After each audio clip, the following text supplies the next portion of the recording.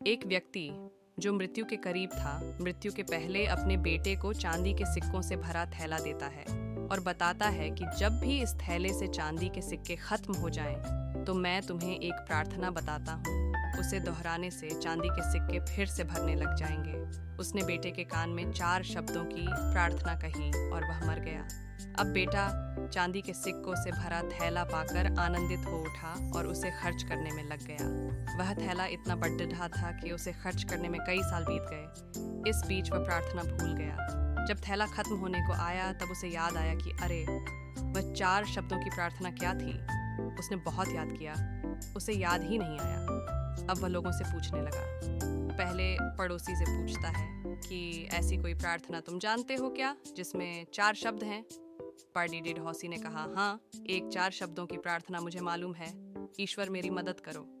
उसने सुना और उसे लगा कि ये वे शब्द नहीं थे, कुछ अलग थे। कुछ सुना होता है तो हमें जाना पहचाना सा लगता है। फिर भी उसने वह शब्द बहुत बार दोहराए, लेकिन चांदी के सिक्के नहीं बढ़े तो वह बहुत दुखी हुआ। फिर एक फादर से मिला। उसने बताया कि ईश्वर तुम महान हो। ये 4 शब्दों की प्रार्थना हो सकती है, मगर इसके दोहराने से भी थैला नहीं भरा। वह एक नेता से मिला। उसने कहा, ईश्वर को वोट दो। यह प्रार्थना भी कारगर साबित नहीं हुई। वह बहुत उदास हुआ। उसने सभी से मिलकर देखा, मगर उसे वह प्रार्थना नहीं मिली जो पिताजी ने बताई थी। वह उदास होकर घर में बैठा हुआ था।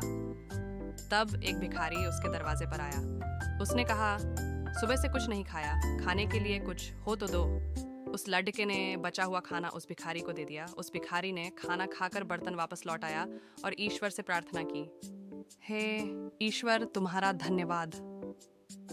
अचानक वह चौंक पड़ा और चिल्लाया कि अरे, यही तो वे 4 शब्द थे। उसने वे शब्द दोहराने शुरू किए, हे ईश्वर तुम्हारा धन्यवाद। और उसके सिक्के बढ़ते गए। इस तरह उसका पूरा थैला भर गया। इससे समझे कि जब उसने किसी की मदद की तब उसे वह मंत्र फिर से मिल गया, हे ईश्वर तुम्हारा धन्यवाद। यही उच्च प्रार्थना है, क्योंकि जिस चीज़ के प्रति हम धन्यवाद देते हैं वह चीज़ बढ़ती है। अगर पैसे के लिए धन्यवाद देते हैं तो पैसा बढ़ता है। प्रेम के लिए धन्यवाद देते हैं तो प्रेम बढ़ाता है। ईश्वर के प्रति धन्यवाद के भाव निकलते हैं कि ऐसा ज्ञान सुनने तथा पढ़ने का मौका हमें प्राप्त हुआ है। बिना किसी प्रयास से ये ज्ञान हमारे जीवन में उतर रहा है, वरना ऐसे अनेक लोग हैं जो झूठी मान्यताओं में जीते हैं और उन्हीं मान्यताओं में मरते हैं।